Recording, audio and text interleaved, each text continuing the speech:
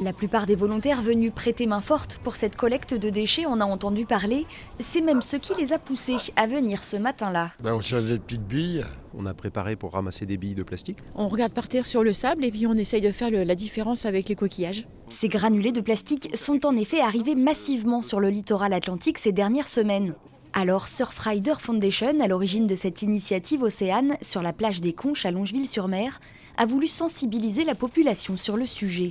Les microbilles de plastique, on les appelle aussi les pelés. On pense qu'il y a eu un conteneur qui s'est perdu à un moment en mer et avec les intempéries, c'est ouvert. Et donc on en retrouve vraiment partout. La semaine dernière, c'est sur les plages des Sables d'Olonne que la plus grosse pollution aux pelés a pu être observée. Ce dimanche matin à Longeville, peu de microbilles, aussi appelées larmes de sirène, ont été retrouvées.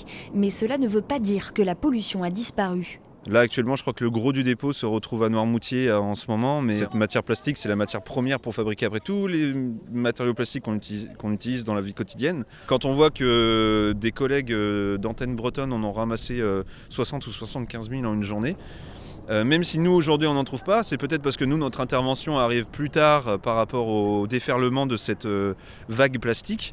Et que du coup, voilà, tout est déjà un peu décimé un peu partout dans le sable et retourné dans l'océan.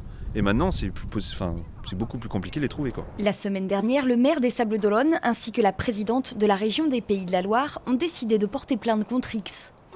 Si peu de larmes de sirène ont été retrouvées lors de cette collecte, les traditionnelles bouteilles, déchets de pêche et autres plastiques étaient eux malheureusement bien présents. Autant de déchets qui vont être triés et quantifiés par l'association Surfrider Foundation afin d'appuyer leurs revendications auprès des politiques et des industriels.